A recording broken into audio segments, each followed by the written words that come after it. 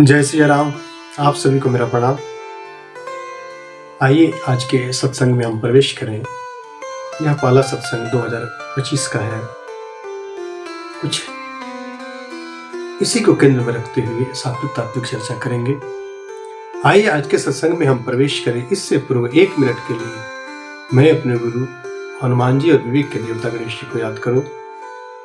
पवन तनया तुम एक धारा, कथा कहूँ मैं मति अनुसारा।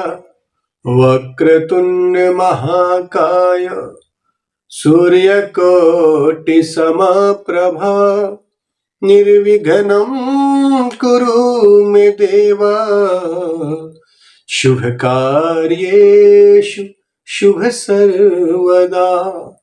गुरु ब्रह्मा गुरु विष्णु गुरुदेव महेश्वर, गुरु साक्षात् परम ब्रह्म।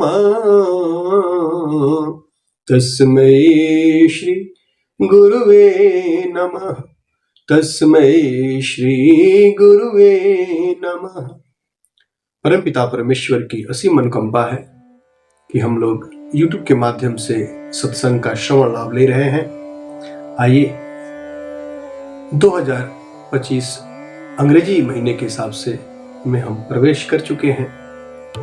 यह पहला हरि कथा है, तो मैं चाहूंगा इसको हम नए वर्ष के उपलक्ष्य में लेकर के ही सात्विक तात्विक चर्चा करेंगे। सबसे पहले तो मैं अपने मन स्थिति को देखते हुए यह क्लियर करना चाहता हूँ कि कई लोग और हम जैसे लोग सनातन धर्म में हैं, हिंदू धर्म में हैं, वो यह सोचते हैं कि यह अंग्रेजी के हिसाब से यह भाषा है तो हम इसको ना अपनाएं। जहां तक मैं समझ रहा हूँ, हम किसी से, ये अंग्रेजी हो हिंदी हो, जितने भी भाषाएं हैं और जितने भी कल्चर हैं, ये सब उसी परम तत्व का दिया हुआ है।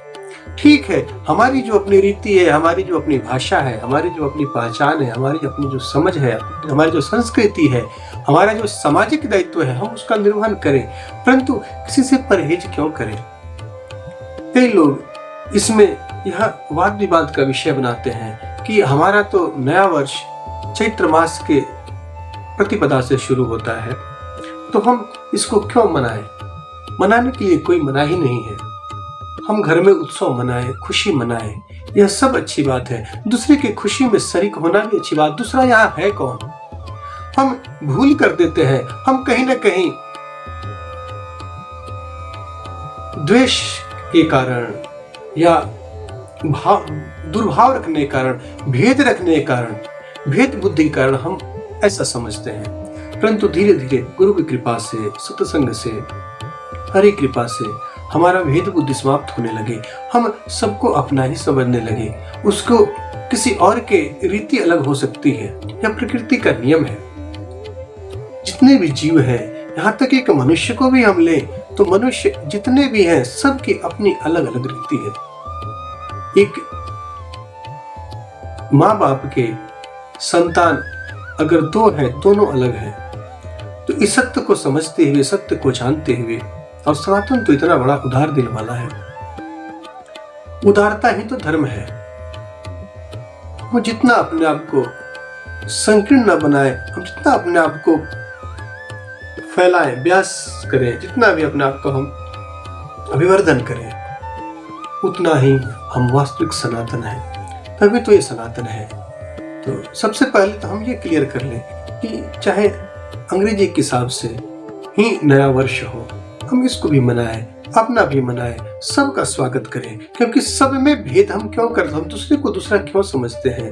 यही हमारी अज्ञानता है, यही ज्ञान का अभाव है, यही उस परम तत्व को न समझने का फल है। हम सबको स्वीकार करें, अपने भी मनाएं, दूसरे की खुशी में भी शरीक हों। इस प्रकार मैं गुजारिश करूंगा कि ये जो हमारा नया वर्ष है 2025 में हम प्रवेश कर रहे हैं, तो इस नए वर्ष को हम कैसे अपने जीवन में नयापन लाए। इसके लिए कई लोगों ने अपने अपने हिसाब से एक संकल्प करने का प्रथा है कि हम कुछ मन में संकल्प करें कि 2025 में हमारे अंदर जो एक बुराई है उसको हम छोड़ दें, एक अच्छाई को ले लें। ये भी एक जीवन का अच्छा तरीका होगा। ठीक है, पिकनिक मनाते हैं, उत्सव मनाते हैं, धूमधाम से भोजन अच्छा करते हैं, घूमने जाते हैं, ये सब तो है ही, परंतु वास्तविक हम जीवन में चाहें पूरे साल पूरे जीवन में धूमधाम मनाएं, खुशी मनाएं, अच्छे भोजन करें, तो उसके लिए एक जो आवश्यक कर्म है वो है अपने अंदर की एक बुराई को छोड़ें और एक अच्छाई को ग्रहण करें। जो भी लगे, जैसा भी लगे, छोटा बड़ा, आसान हो, सबसे पहले तो आसान ही लें। संकल्प करना आसान है परंतु निभाना बड़ा मुश्किल है। तो इस भावना के साथ हम सब लोग कुछ अपने में परिवर्तन लाए, तभी यह नया वर्ष होगा। नहीं तो ऐसे न जाने कितने वर्ष हमारे जीवन के चले गए, कुछ जीवन में नयापन नहीं आया। और उस संकल्प को फलीभूत होने के लिए एकमात्र साधन है कि हम कहीं ना कहीं सत्संग का आश्रय लें, संतों का आश्रय लें, शास्त्रों का आश्रय लें, क्योंकि वो हमें बल देगा।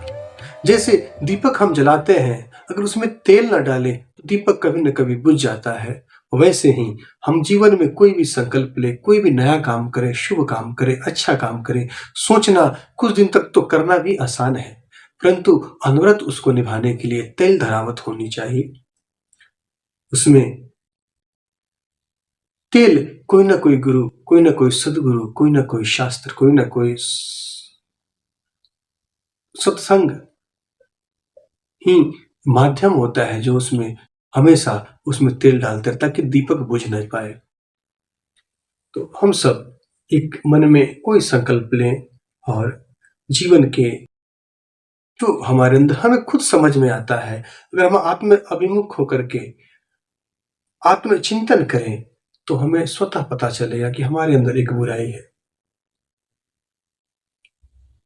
धीरे धीरे जब हमारा मन निर्मल होने लगेगा तभी हमारा जीवन सफल होने लगेगा। यह तो मानस में तुलसीदास जी लिखते हैं कि निर्मल मन जन सो मोहि पावा, मोहि कपट छल छिद्र न भागा। भगवान को वही प्राप्त कर सकता है जिसका मन निर्मल हो। भगवान को प्राप्त करने का एकमात्र अर्थ है जीवन में प्रसन्नता, आनंद की प्राप्ति करना। वही परमात्मा की प्राप्ति है। परमात्मा कोई ठोस वस्तु नहीं है। परमात्मा तो भक्तों के कारण निज अवतार अपना मनुष्य शरीर, हर तरह का शरीर ले सकता है। बिनु पग चलहि सुनहि बिनु काना, जिनका कोई पैर नहीं है, बिना कान कहीं सब सुनते हैं। ऐसे उस भगवान की महिमा है। और वो वही जब हमारे अंदर आनंद की प्राप्ति होने लगे, खुशी की प्राप्ति होने लगे, तो वही परमात्मा है, वही ईश्वर है। तो हम सब इस 2025 के इस नए वर्ष में प्रवेश करें तो हमारे अंदर का बैठा हुआ उस परमात्मा को हम थोड़ा जागृत करें, कुछ अभ्यास करें, सत्संग का श्रवण लाभ लें, शास्त्रों का अध्ययन करें, संतों का दर्शन करें। इस सब से हमें उस परम तत्व की प्राप्ति होने लगेगी, महसूस ही होने लगेगी। आइए आज के इस सत्संग को हम यहीं विश्राम कर देंगे। आप सभी को मेरा प्रणाम। जय सिया राम।